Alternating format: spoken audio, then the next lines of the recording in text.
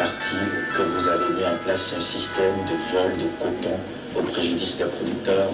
Ça, c'est pendant que vous étiez DG de la Sodeco. À l'époque, vous n'aviez rien fait pour prouver votre innocence. C'est vrai que ce n'était pas devenu une affaire de justice, mais vous étiez fortement accusé dans l'opinion d'avoir siphonné du coton auprès des producteurs. Vous savez, lorsqu'à un moment donné, il y a une situation où la même personne joue à la musique, danse et fait tout le système et s'apprécie, il faut laisser à l'écart, laisser le connecteur passer. Parce que souvent si vous parlez, personne ne va vous écouter rien. Et mieux, il faut laisser ceux qui accusent faire leur expérience et là nous allons apprécier la situation. Premièrement, on a accusé l'AIC d'avoir volé le coton des producteurs. Mais en réalité, ce n'est pas l'AIC qui est accusé. Ce sont les sociétés dégrillées qui sont accusées. Puisque c'est vous qui avez cherché le coton chez les producteurs sur la base d'un plan d'évacuation élaboré par le plan opérationnel de l'AIC qui est la CSPR, Centrale de sécurisation de recouvert de paiement pour la filière coton. C'est-à-dire que c'est la société en fonction du niveau de production et des capacités de sa usine, la structure de moins qui répartit les quotas de chaque usine et les localités où je pense que sur le coton. Maintenant, de la même manière, il y a des, en accusant l'AIC, on accuse les agréments. De la même manière, en accusant les agréments, on accuse le personnel des usines. Pourquoi? Je prends le cas de Sodeco. La CSPR dit vous avez telle zone. Vous négociez avec les transporteurs qui s'en vont chercher le coton. Et ce coton est chargé en liaison avec les structures des paysans et de la CSPR qui sont sur le terrain. Et tous les 10 jours, la CSPR nous envoie les factures des cadres que nous payons. Quand moi je fais le point, toutes les 4 campagnes que nous avons effectuées, quand je fais le point des graines de coton que j'ai reçues et des balles de coton que j'ai reçues après le drainage, ça a toujours correspondu au montant total de la quantité que la CSPR m'a livrée au niveau des usines.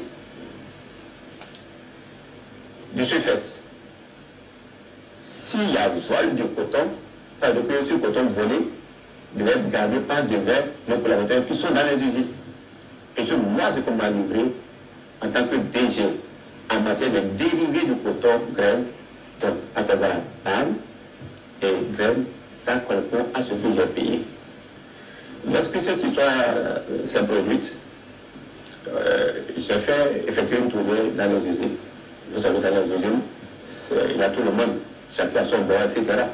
Donc on a préparé certaines personnes, comme on a préparé des produits qui étaient venus ici faire les choses. C'est votre point de vue? Tout à fait. Et je ne suis pas le défendre. Et je vous demander, s'il vous plaît, d'appeler ces personnes aujourd'hui pour parler.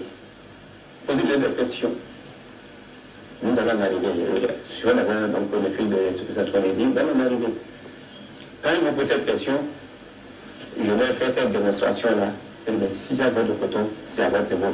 Dites-moi lorsque vous voulez le coton volé pour que puisse faire au gouvernement. C'est très clair, logique, sa démonstration. Pour dire, le système tel que c'est organisé n'est pas. C'est vrai que le système est infaillible, mais ça ne va pas permettre de voler le coton d'un producteur. Il y a plusieurs mécanismes. Pendant l'intercampagne, chaque structure de drainage essaie de réparer et de mettre au point des ponts bascules en recrutant en consultation des balanciers et ajusteurs agréés par l'État à travers le ministère de l'Agriculture et du Commerce, notamment la BMCQ, l'agence de méthodologie, de la qualité. Voilà, je sais que beaucoup les gens changent sérieusement, donc c'est une structure laquelle on a. Donc c'est toujours la BMCQ aujourd'hui. Ok. Et une fois que celui-là, il finit sur le travail, la BMCQ s'en va avec des équipements pour contrôler, sceller et poinçonner. Lorsque vous avez une opération à faire, la structure est là et on refait le même travail. Et c'est là que j'ai condamné mes collaborateurs d'hier de la BMCQ. C'est un service de l'État. C'est des agents assermentés. Quand ce dossier a commencé, ils n'auraient eu le courage de monter au créneau pour dire si on a volé tant que nous, si nous sommes impliqués dans le compte, nous aurions mal fait notre travail. Ils n'ont rien dit. Alors, ce n'est pas bon. Nous avons su le fait que la quantité de coton qu'on vous a régulièrement livré est correspondue à la quantité de la graine de coton issue de l'égrenage de la quantité régulière de coton que vous avez reçu. Si vous avez pris du coton auprès des producteurs à travers un circuit de vol illégal, vous allez vous arranger pour que la graine issue de l'égrenage ne soit pas reversée dans les stocks réguliers. Super. Ce qui a été dit, il ne faut pas dire qu'on a détourné des camions de graines. Votre réunion a été valable si on avait dit qu'on a détourné des camions de graines. Aucun camion n'a disparu. Chaque camion qui quitte le champ où le marché de commercialisation arrive à nous dire. Ce qui est dit, c'est que, supposons qu'un camion pèse 18 tonnes, nous mentionnons 15 tonnes, c'est ce qui est dit. Alors de ce fait-là, la consommation est lancée, on ne peut pas séparer. À l'intérieur de l'usine, il y a possibilité de dissimuler de la graine de coton. Et si c'est la graine issue de coton volé, c'est normal que ce soit dissimulé à l'intérieur de l'usine. C'est normal que ça ne sorte pas de l'usine. S'il vous plaît, je vous dis ceci, que j'ai mis en place un mécanisme. Les usines peuvent témoigner, ils enlèvent au fur et à mesure. 1, 2. C'est un monde hétérogène. Dans les usines, un monde hétérogène. Chacun à son bord. Vous ne pouvez pas voler un grain sans que ça nous fasse du bruit. Ce n'est pas possible. Pour vous permettre de continuer dans mon raisonnement, donc j'ai parlé même de la BMCQ. Deuxième chose, le coton est transporté par des producteurs qui font ça depuis des décennies. Lorsqu'ils font leur chargement, ils savent déjà à peu près le poids de leur chargement. Et ils sont payés en fonction du tonnage relevé au pont bascule. Alors, le transporteur qui va transporter 18 tonnes, il accepterait qu'on lui facture 15 tonnes. Qui va accepter ça? Pourquoi on accepterait ça?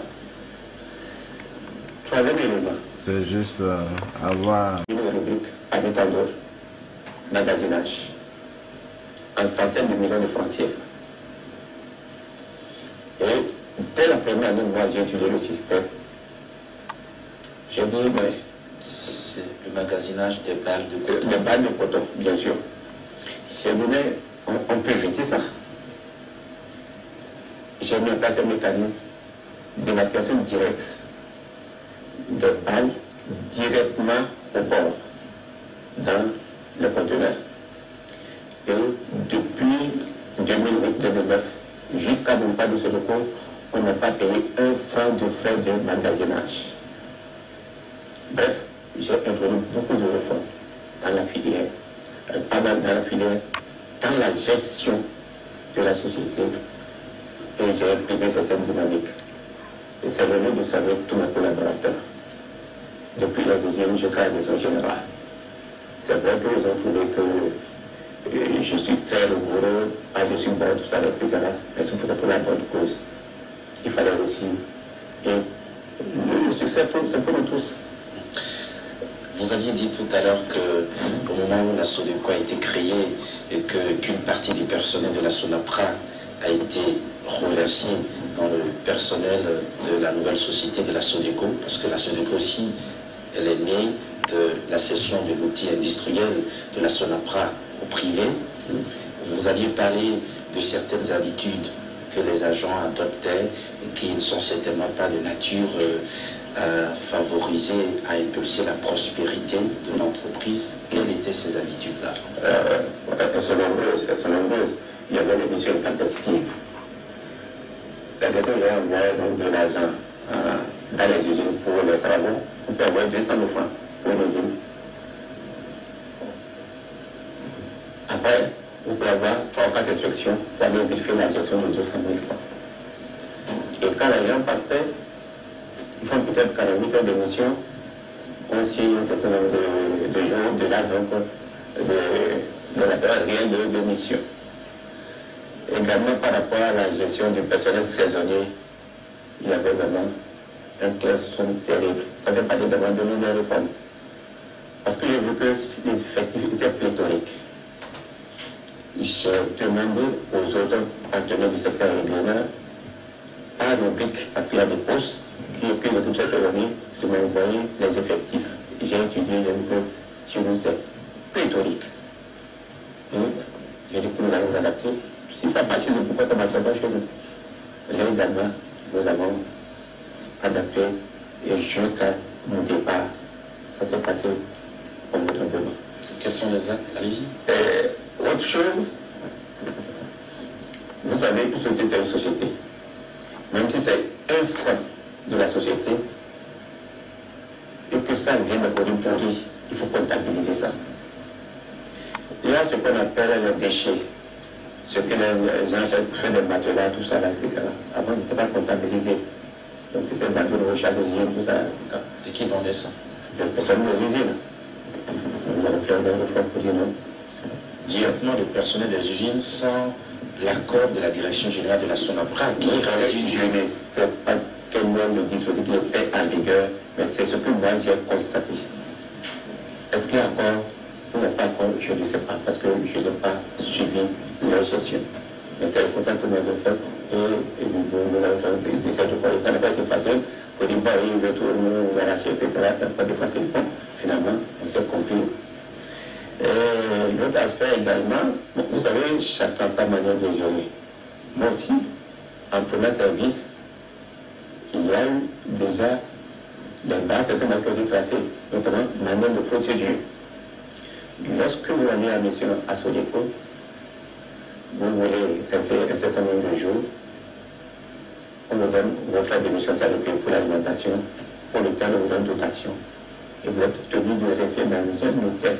Donc, par localité, on a signé des hôtels avec lesquels on a signé des contrats.